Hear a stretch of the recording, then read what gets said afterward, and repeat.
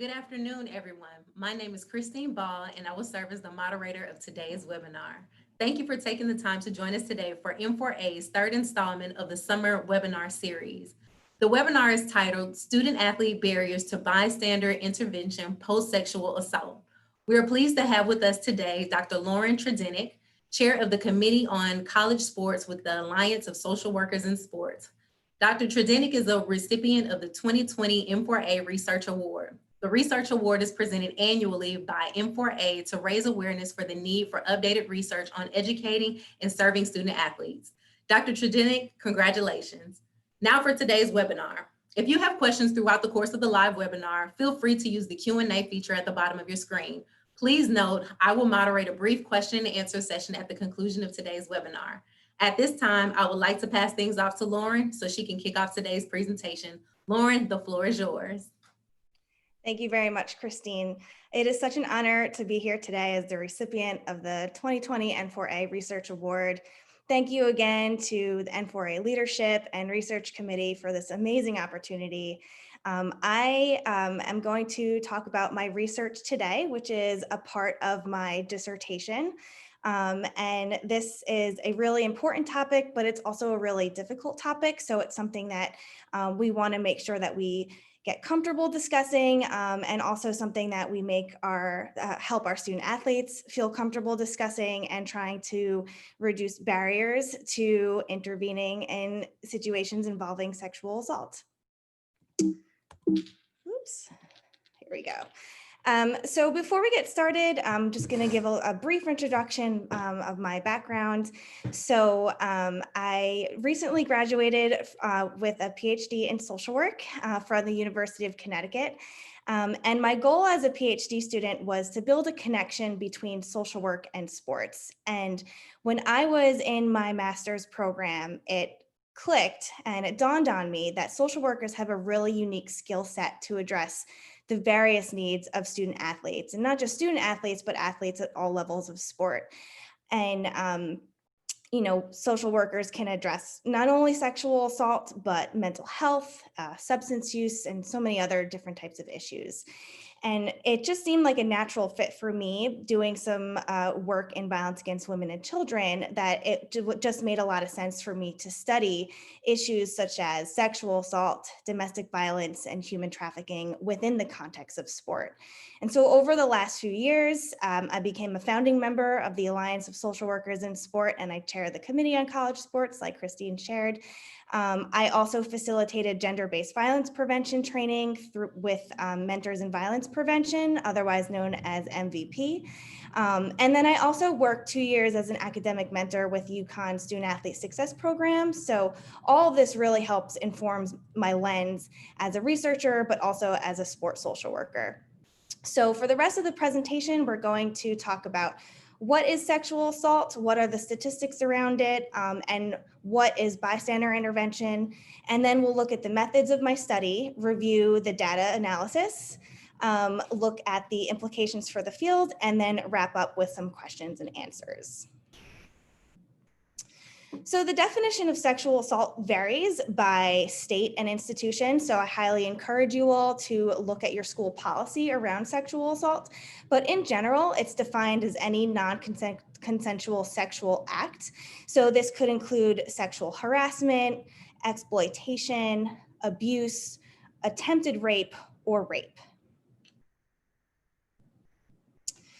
Sexual assault is a pervasive issue on college campuses. So studies suggest that 11% of students at some point during their college career have been victimized by sexual assault. But it disproportionately affects females more than males. And you can see that 26% of females have experienced some type of sexual assault during their time in college. Survivors of sexual assault sexual assault can have a detrimental effect on survivors, including depression, anxiety, PTSD, and so much more.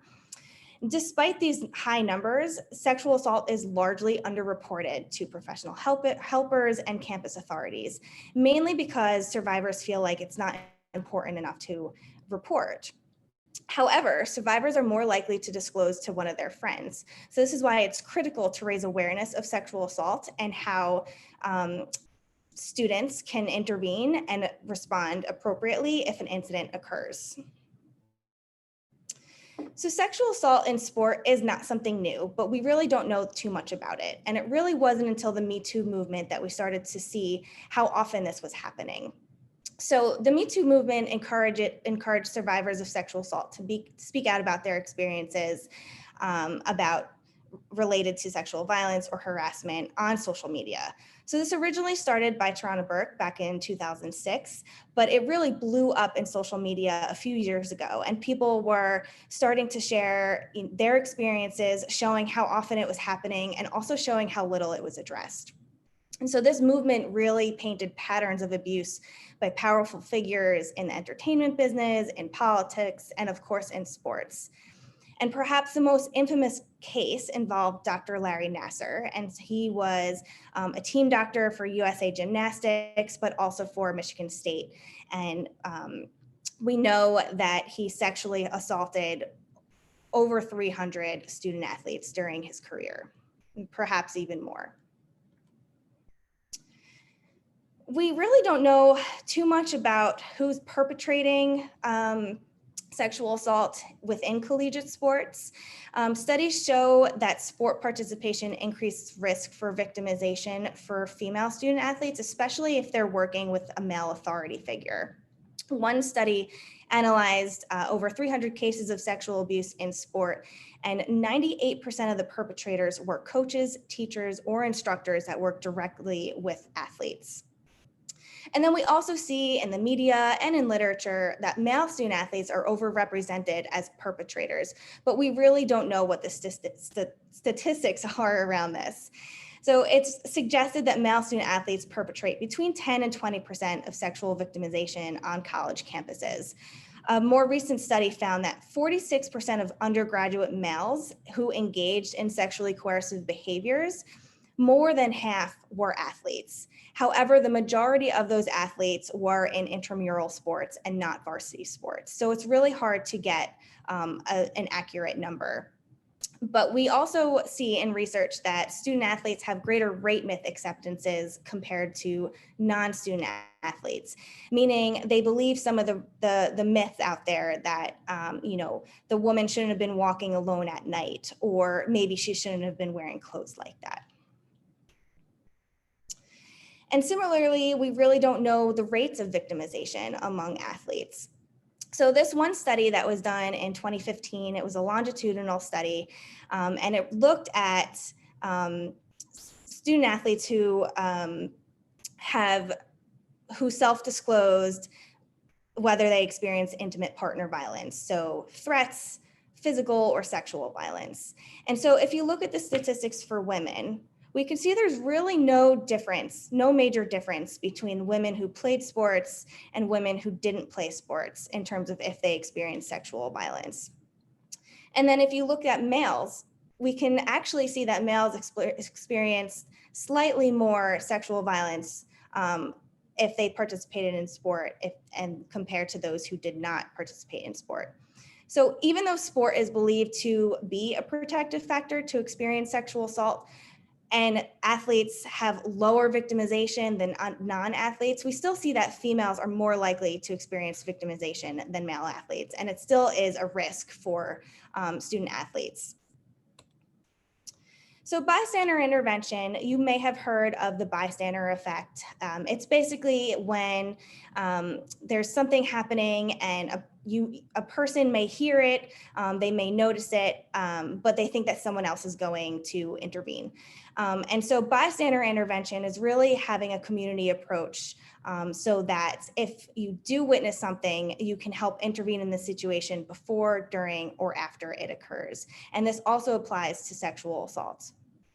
So peers play a crucial role in supporting victims of sexual assault because as mentioned before, survivors often disclose to one of their friends instead of formally reporting the incident.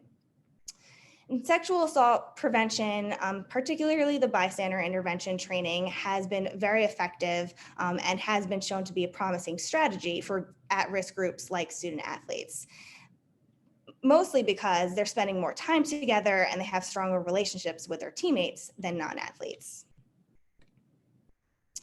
So this is a chart that one of my mentors created. It looks at the different ways that bystanders can intervene in sexual assault. They could be reactive bystanders before, during, or after an incident occurs. So if maybe they're hearing friends make some inappropriate comments or jokes, they can stop them and say, that's really not okay. Or maybe if they're at a party and they see their friends together, and then maybe they're walking into a room and they know that they've been drinking, and so they can't legally consent. So maybe they would jump in and prevent that from happening. Secondary prevention is actually during the assault. So say that they're witnessing a group raid and you would jump in and break it apart. And then tertiary prevention, which is after the assault.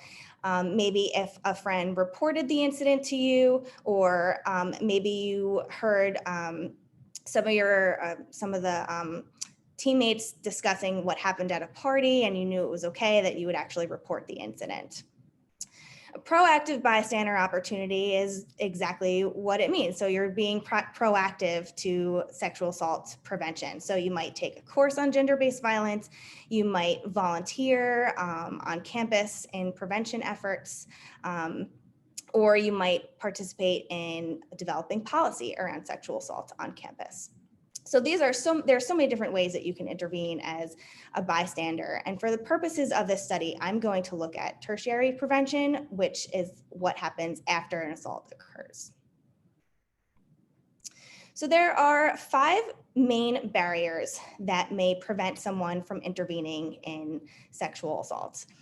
First, they may not notice the event. They may be walking by, or they may be at a party and not realizing that something is happening. The other piece of that is they may not interpret the event as an emergency. So they may see their friend flirting with someone, but not actually recognize it as, maybe their friend isn't actually feeling very comfortable. They don't want to be talking with this person. So you might not notice that. The third is they may not assume responsibility for something that's about to happen or something that has happened. So they may think that someone else might step in. Maybe they don't feel comfortable stepping in.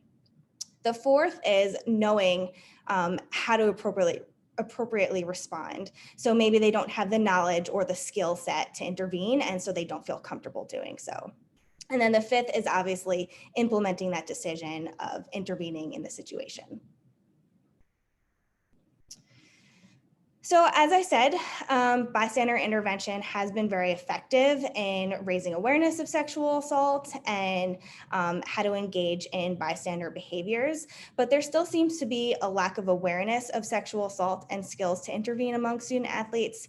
They're less likely to see the value of sexual assault prevention compared to non-athletes, and they have a lower willingness to engage in bystander behaviors than non-athletes.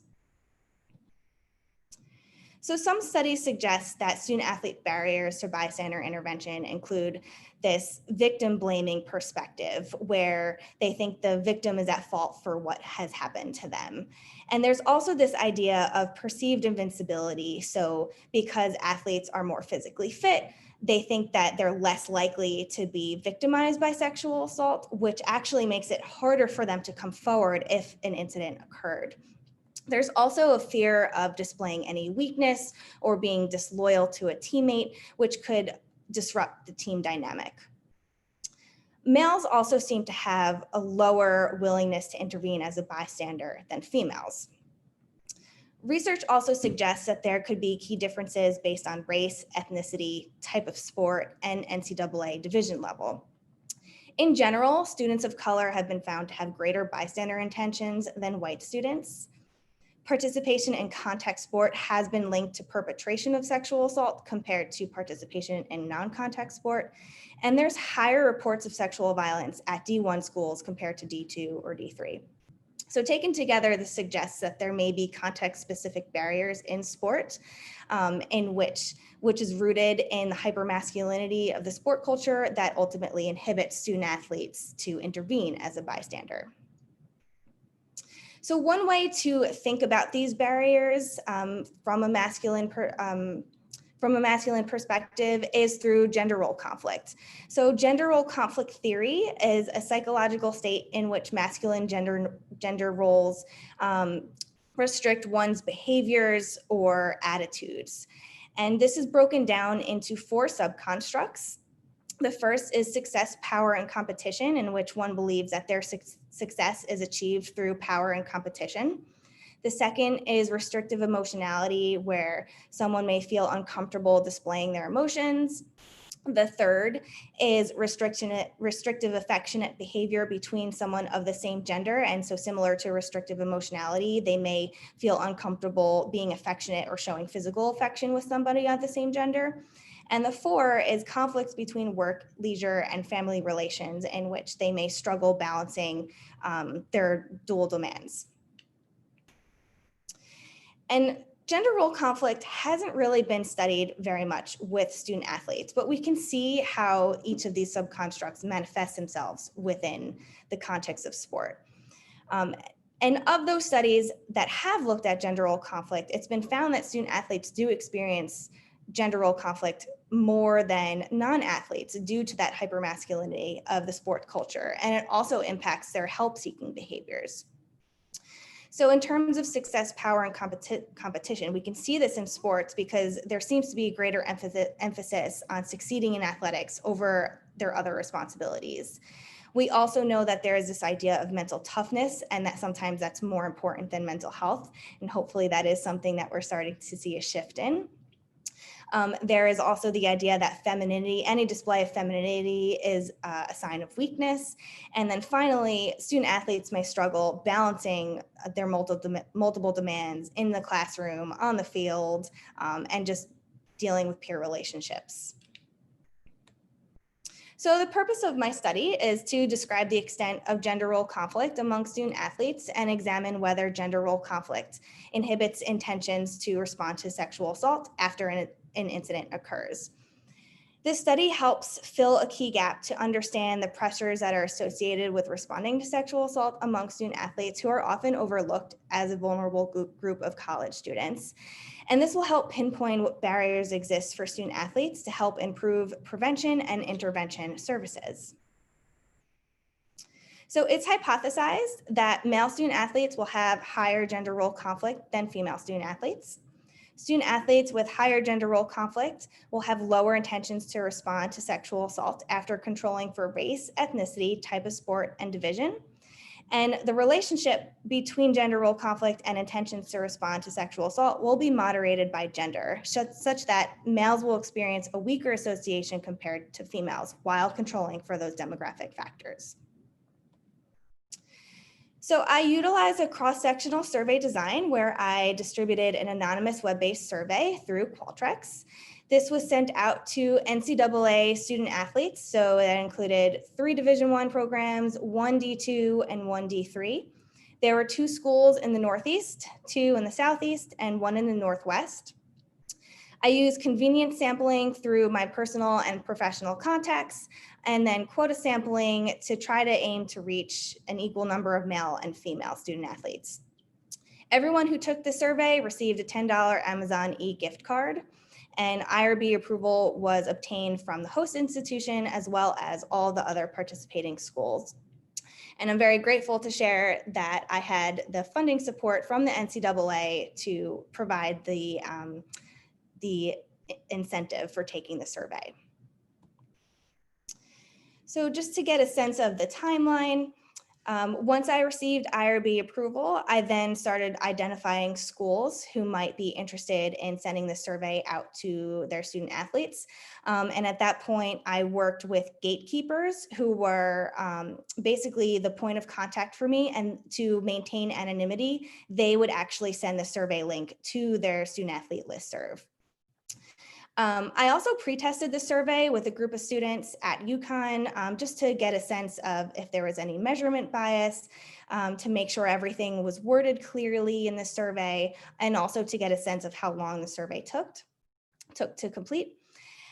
And then once everything was final, I distributed the survey link to all the gatekeepers and they sent it out to all of their student athletes.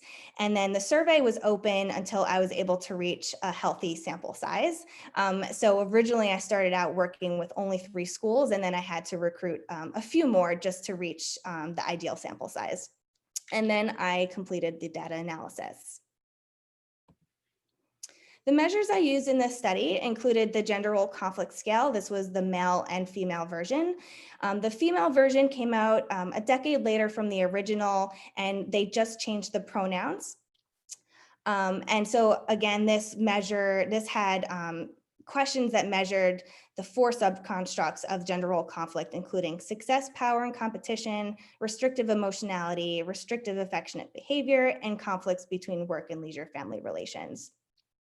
And then I looked at intentions to respond to sexual assault, which was questions that reflected tertiary prevention of sexual assault. So if they suspected sexual assault by one of their teammates, if they reported it to somebody, or if they would support one of their teammates or friends by going with them to report the incident to campus authorities. The moderating variable was gender, whether they participated on a men's team or a women's team. And then the control variables included race, ethnicity, type of sport, meaning contact or non-contact sport, and then the division level. So for those of you who are more visual, this is what it looks like conceptually. So I used the 4 subconstructs of gender role conflict and looked at how that influenced intentions to respond to post-sexual assault.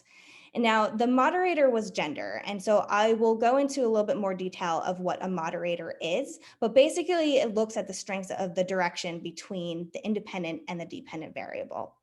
And then again, I controlled for the demographic factors. So to get a sense of the sample, there were 300 student athletes who participated in the study. There were more females than males. The majority of student athletes were white and non-Hispanic, and most student athletes participated in non-contact sport, and also the majority were in D1. So I first ran independent samples t-tests, which basically compared the mean scores of gender role conflict. And you can see that restrictive affectionate behavior was significant, as males had greater restrictive affectionate behavior than females. Gender role conflict approached significance, as not surprisingly, males had greater gender role conflict than females. However, you can see that conflict between work, leisure, family relations was slightly higher for females than males. Then I ran an ordinary least squares multiple regression, and from this piece, I found that gender was significant, which meant that it could be a potential moderator in the analysis. And then I ran the multiple regression. And so what I found here was ethnicity and division approach significance. So non-Hispanic student athletes actually had greater intentions to respond to sexual assault than Hispanics. Those who were in Division 1 had greater intentions to respond to sexual assault than those in Division 3. And then what I did find was gender was also significant, and not surprisingly, females had greater intentions to respond to sexual assault than males. And conflict between work, leisure, family relations was also significant. So contrary to my hypothesis, those who had greater conflicts were more likely to respond to post-sexual assault. And then this relationship was moderated by gender. And so I'll explain to you what that means. So if you think back to algebra and when you were plotting the points on a graph and looking at the slope of the relationship. So here you could see of those student athletes who had high gender role conflict, males had greater intentions to respond to post-sexual assault than females. So to summarize the findings, males exhibited higher scores of gender role conflict than females, which is not surprising because we see that males are more likely to display more traditional masculine norms. And females had higher intentions to respond to sexual assault than males overall, which is consistent with much of the literature. Contrary to the second hypothesis, conflicts between work and leisure family relations increased as intentions to respond to post-sexual assault increased. And what this suggests to me is that student athletes have exceptional time management skills, so maybe they are better able to manage difficult situations and respond to sexual assault. So that's something that we need to further explore. And the third hypothesis, we found that higher conflicts between work and leisure family relations was associated with lower intentions to respond to sexual assault for females, but not for males. So this suggests that there may be some masculine barriers for females being in a more masculine environment in sports. And then ethnicity and division approach significance. So we see in the research that there are some barriers for student athletes of color or students of color. They may experience microaggressions when reporting sexual assault, so it's possible that may translate into their bystander behaviors as well. Division also approached significance. And so prior to the last few years, where they made it mandatory for student athletes to participate in sexual assault prevention, it was really only Division I programs that offered sexual assault prevention training to their student athletes. So there may have been missed opportunities to discuss sexual assault and prevention with those in Division III. So major findings and future research. Males are more susceptible to gender role conflict, but gender role conflict is a specific barrier for females who are experiencing higher conflicts between work-family relations. So studies should further assess gender role conflicts on outcomes, for example, poor mental health and sexual assault perpetration, because studies have linked that those who have high gender role conflict in general may have poor outcomes, poor mental health, may be more likely to perpetrate sexual assault. So this is something that we need to look into a little bit more. We also need to dive into some of those complexities perceived by females that inhibit their bystander intentions, especially if they're feeling really conflicted in balancing their multiple demands. It's also important to conceptualize gender role conflict for females because it is built off of the male scale. So we need to distinguish those male gender ideals within the context of sport and female gendered expectations in social situations. And then we want to further research some of the barriers for student athletes of color. So like every other study, there were some limitations. So first, the survey was not inclusive of different gender identities. Because of the gender role conflict scale, the way it's designed, I can only look at male or female. So I only asked student athletes if they participated on a men's team or a women's team. The study focused on bystander intentions after sexual assault occurs and not looking at their behaviors or what they would do in specific situations. I didn't assess the type of sexual assault prevention for student athletes that they participated in the past. Many participants did not fully complete all of the questions, so that may have been due to participant fatigue. Maybe they felt like the survey was a little bit too long, or maybe they felt uncomfortable answering some of the questions that were very sensitive in nature. There was a lack of racial and ethnic representation. As you saw, the majority of participants were white. And cross-sectional studies do not allow for causal inference. There was a threat of self-selection bias since many of the student athletes opted in to take the survey. And so as a result, this isn't representative or generalizable to the student athlete population. So what does this research mean? So in terms of practice, it's important for anyone working in the field to continue to address student athlete health and wellness. So we want to help promote healthy masculinity and gender identity to reduce any problematic behaviors that could be linked to sexual assault perpetration. Teach effective coping strategies for student athletes who are experiencing conflict. support student athletes who may have been victimized by sexual assault. And then we want to recognize diversity and incorporate cultural awareness in our practices because we saw that Hispanic student athletes had lower intentions to intervene as a bystander. So we want to validate their experiences and identify social supports within the college community for them to seek assistance. We want to have safe spaces for them to discuss how power and privilege could influence their response to sexual assault. And finally, improve cultural competence with campus staff. And then in terms of prevention, we want to stay informed, understand the school policies for sexual assault and what we can do to appropriately respond, and make sure that we're providing consistent messaging and clear communication with our student athletes. This study also shows that we may want to tailor sexual assault programs specifically for the needs of student athletes. We can have programs that are presented by sexual assault victims or offenders that they can more closely relate to. We can have programs that involve peer-to-peer discussions that are led by counselors or other experts in the field. This has been found to be more effective for female athletes. There's so many different types of modes that we can use for sexual assault prevention. So we can find what is going to be the most effective for the different teams or different populations.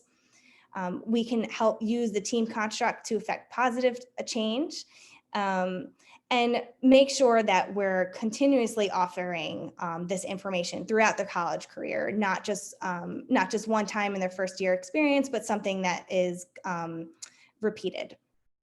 And then we want to make sure that we're continuing to engage in dialogue in a safe space for student athletes to have these conversations.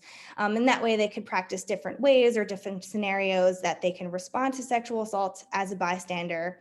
And then it may be useful to include campus staff. So maybe some of the coaches, trainers, or academic counselors to lead some of these conversations. This is just a list of some of the programs that I know that are tailored for student athletes around sexual assault. I've been asked if there's any one that I would recommend, and I don't have a recommendation. I think they're all pretty fantastic. The only one that I know the most is Mentors in Violence Prevention, or MVP, because as I said in the intro, this is something that I facilitated a number of times. So I'm very familiar with that curriculum if you have any questions about it, but I can also provide the contact information for any of these other programs if you are interested in reaching out to them to lead any prevention for your athletic programs. And then in terms of policy, and because my study was funded by the NCAA and only captured responses from NCAA student athletes, I'm only looking at NCAA policies and best practices here, but this is something to take into consideration for other programs as well.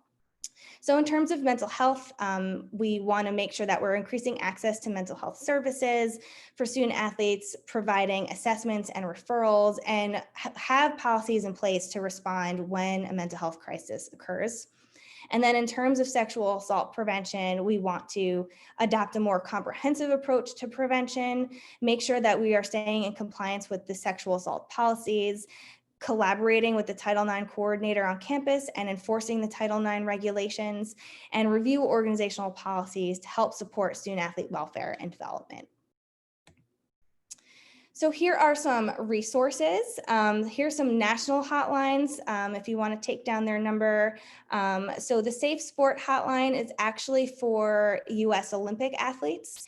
The other hotlines, the National Domestic Violence Hotline, National Sexual Assault Hotline, and obviously the Office for Civil Rights.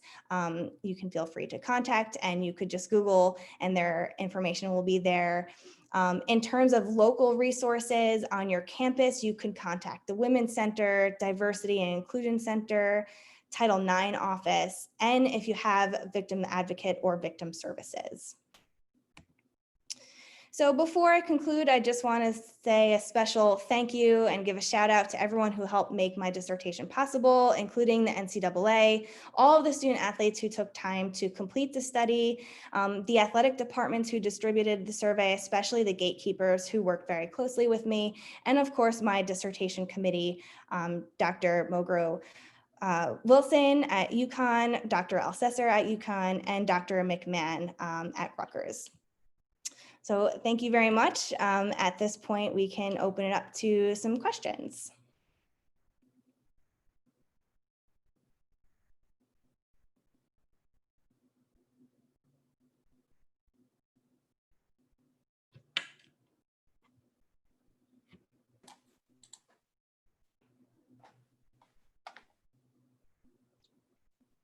Thank you, Lauren, for all of your insight and for sharing some phenomenal information with today's participants. At this time, as you mentioned, we will open up the floor for a couple of questions.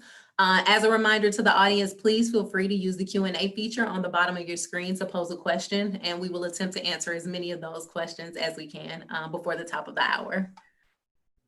All right, so we do have a question. It says, do you plan to do another study similar to this in a few years? Yeah, that's a great question. The answer is yes. I mean, I have a lot of ideas for doing research. So also part of my dissertation, I looked at the awareness of sexual assault policies among student athletes. And I'm hoping that that will be published sometime soon. So I'd be happy to share that with you. But yeah, this is definitely an area of interest of mine that I hope to continue researching. I'd love to do some program evaluation to find some more effective strategies for working with student athletes and raising awareness of sexual assaults and also how they can intervene as a bystander. So yeah, I'm hoping that this is something I can continue to research moving forward. Do you have ideas on the best format or tools to present this information to student athletes? Small group versus large, whole team versus integrating amongst multiple teams, lecture based? Yeah, that's a really good question. So the easiest type of prevention, I know that a lot of schools do, is they pack a lot of people into a lecture hall. And while it's informative, we know that it's not the most effective. So some of the best practices that we use in MVP in our training is we don't have groups more than 25 student athletes in a session. And that way it allows students to have some of those difficult conversations. And we can also manage those conversations. And then we have breakout sessions for those who identify with different genders, led by the trainer. So those are more small discussions. It may have groups of five to 10.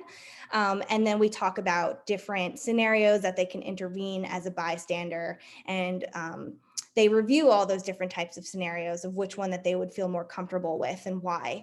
And all of those scenarios are basically tailored to their gender identity. So I would say smaller groups are better just because it challenges students to think outside the box and gives them ways to think about how they might actually implement or intervene as a bystander. But there are so many different ways of or modes of communication. There are some online trainings that you can do as well.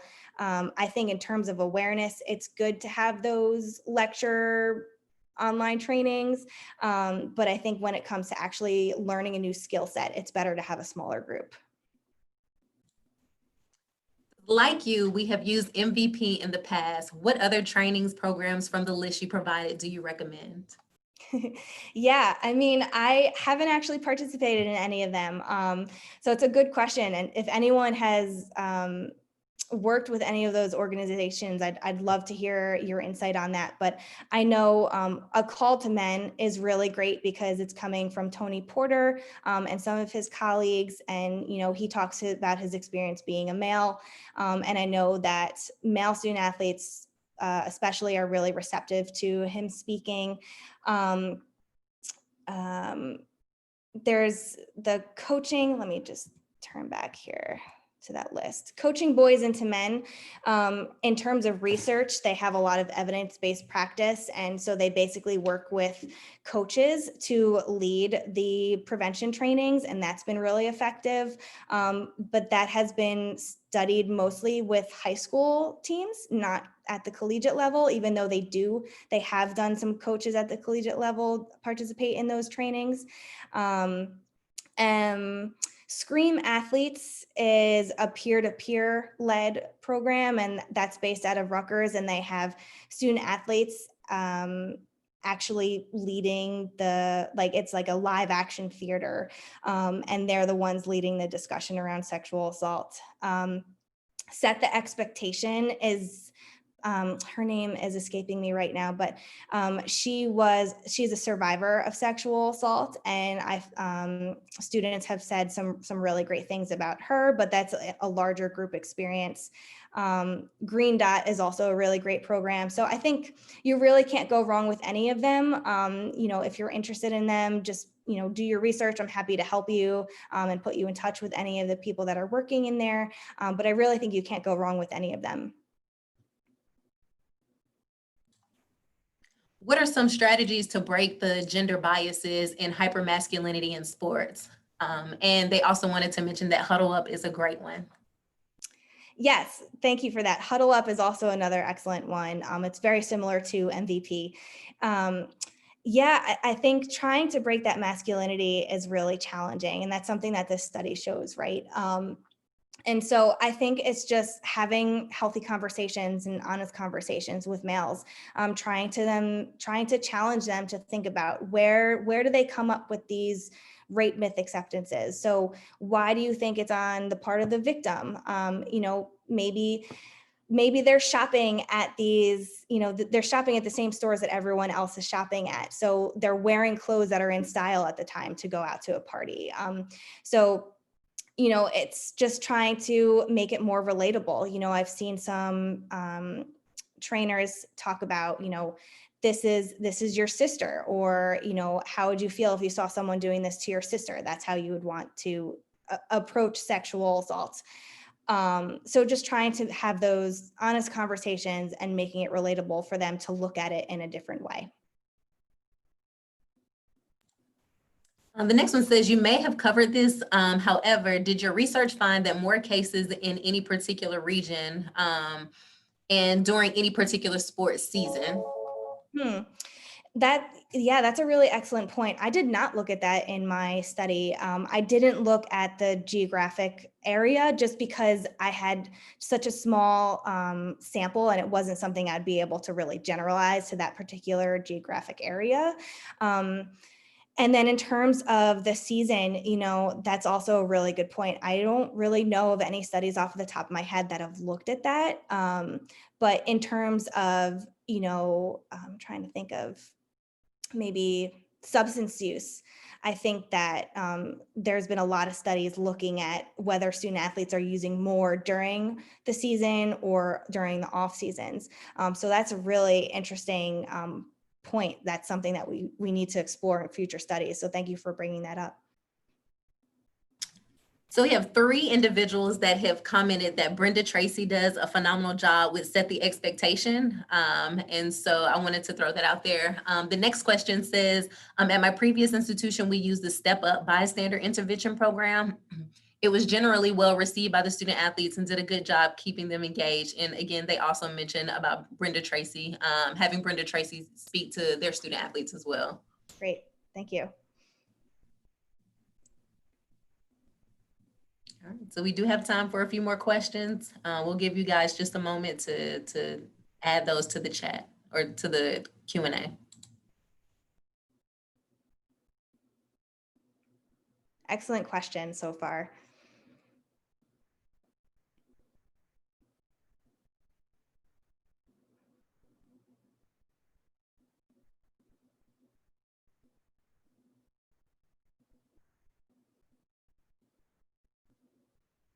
So in the meantime, just want to put my email up here. If you have any questions about my research or any recommendations for prevention, feel free to send me an email here, and I'll get back to you and try to help you. All right, we did get one more. It says, do you know what type of programming student athletes completed regarding bystander intervention, and if they had it before or after witnessing an event in which they were a bystander? Yeah, so for my project, so I did just have one general question that asked if they participated in sexual assault prevention. I didn't use it in this analysis, but I did use it in my other study. And participating in prevention in general helps raise awareness of sexual assault policies and definitions. And that's something that's consistent with the literature. But unfortunately, I didn't have enough time to ask them, what type of prevention training did you participate in? Did it cover bystander intervention? So that, unfortunately, I can't speak to, but it's definitely something I would love to do in the future.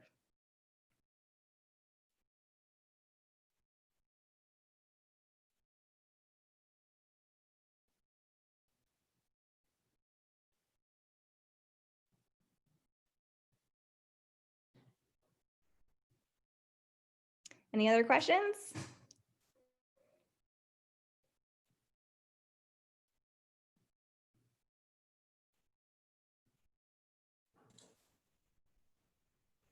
All right, if there are no further questions, I do thank you all for your thoughtful questions and participation. Again, Lauren, any final comments before we conclude today's presentation? No, I'd just like to thank everyone and thanks for your questions and for your interest in this. This is, it is a really important topic and we want to continue engaging our student athletes in these conversations and also engaging staff in the conversations so that we can really, shift the culture and one that's going to have a better community response to addressing sexual assault and eliminating sexual assault. Thank you. Someone did put in the Q&A whether this webinar will be put out in the listserv. It will be posted in the resource center on the M4A's website. So I definitely want to reference that if anyone is looking to revisit this session today, it will be posted on the M4A resource center.